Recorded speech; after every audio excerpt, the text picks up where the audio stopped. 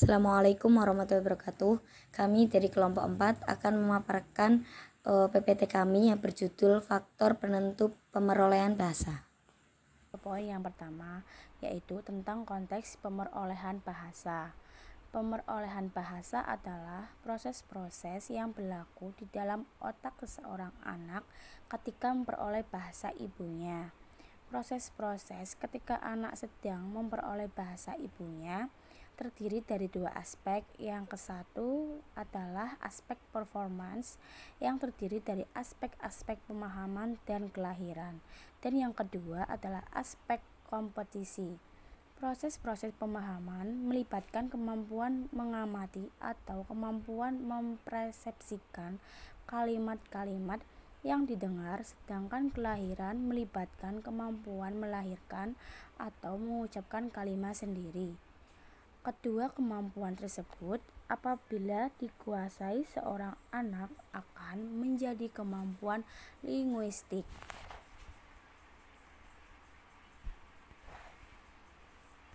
Istilah pemerolehan merupakan padanan dari kata acquisition. Istilah tersebut dipakai dalam proses penguasaan bahasa pertama sebagai salah satu perkembangan yang terjadi pada seorang manusia sejak lahir. Secara ilmiahnya, anak akan mengenal bahasa sebagai cara berkomunikasi dengan orang yang ada di sekitarnya. Bahasa pertama yang dikenal dan selanjutnya dikuasai oleh seorang anak disebut bahasa ibu atau nama lainnya native language. Keberagaman bahasa. Faktor-faktor penyebab keberagaman bahasa yang ada di Indonesia adalah 1. Faktor budaya, yaitu setiap daerah atau setiap provinsi ragam bahasa adalah variasi bahasa menurut pakaian yang berbeda-beda, menurut topik yang dibicarakan, menurut hubungan pembicara, kawan bicara, orang yang dibicarakan, serta menurut medium pembicara. 2. Faktor sejarah, yaitu setiap daerah memiliki perbedaan cara komunikasi atau bahasa komunikasi yang digunakan sehari-hari yang dituturkan oleh nenek moyang dari daerah. 3. Perbedaan demografi, yaitu setiap daerah memiliki dataran yang berbeda seperti di gunung, di pati, dan dimanapun. Tentunya itu mempengaruhi penggunaan bahasa yang singkat, padat, dan jelas, dan juga mempengaruhi intonasi atau volume suara.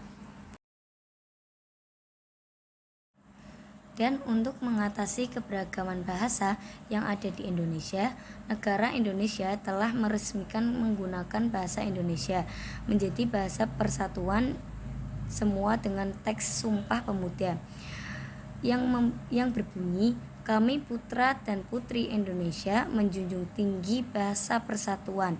Bahasa Indonesia, dengan adanya bahasa persatuan ini, kita masyarakat Indonesia menjadi lebih mudah dalam hal berkomunikasi antara daerah yang mempunyai latar belakang atau perbedaan dalam menggunakan bahasa daerah masing-masing. Jenis-jenis ragam bahasa. A. Ragam bahasa dilihat dari cara penuturan. Yang pertama, ragam dialek atau logat. Logat bahasa Indonesia orang Jawa tanpa dalam melafalkan B pada posisi awal nama-nama lokal, nama-nama kota seperti Bandung, Banyuwangi, atau realisasi pelafalan kata seperti pendidikan, tabrakan, kenalan, gerakan. 2.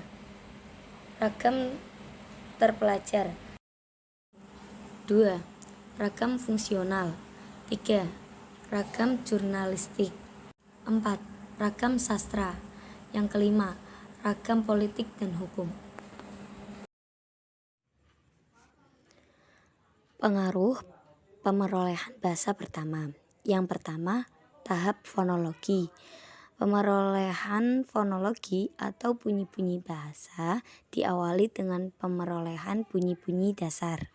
Menurut Jacobson, dalam Ardiana dan Samsul Sobik, bunyi dasar dalam ujaran manusia adalah pa, a, i, u, t, c, m, dan seterusnya. Kemudian pada usia 1 tahun, anak mulai mengisi bunyi-bunyi tersebut dengan bunyi lainnya. Misalnya, P dikombinasikan dengan A menjadi pa, dan M dikombinasikan dengan A menjadi ma.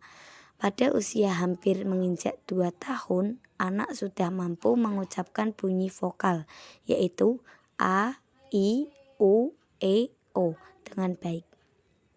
Yang kedua, tahap sintaksis. Pemerolehan sintaksis merupakan kemampuan anak untuk mengucapkan sesuatu dalam bentuk konstruksi atau susunan kalimat. Sudah mampu mengucapkan ujaran 2 kata.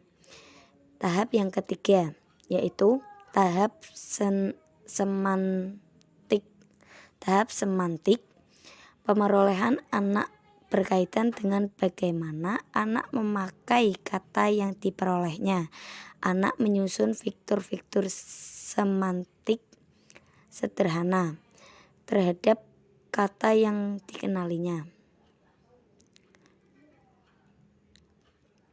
Yang dipahami dan dikumpulkan oleh anak itu akan menjadi pengetahuan tentang dunianya. Pada tahap ini, anak menguasai nomina,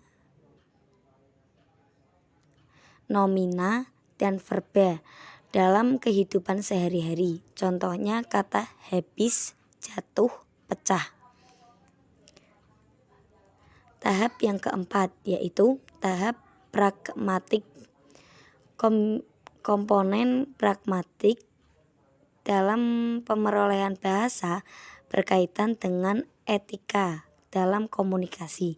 Sopan santun dalam pembicaraan itu perlu diterapkan pada anak sejak dini, karena anak masih dalam proses tumbuh dan berkembang dan akan mengingat hal-hal yang diperolehnya seumur hidupnya.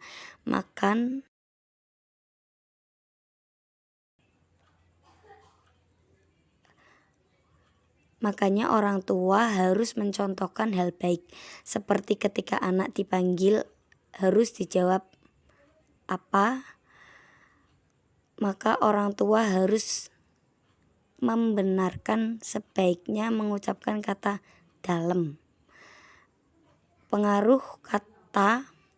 Pengaruhnya anak akan berlatih dan membiasakan perkataan sopan terhadap orang yang lebih tua darinya.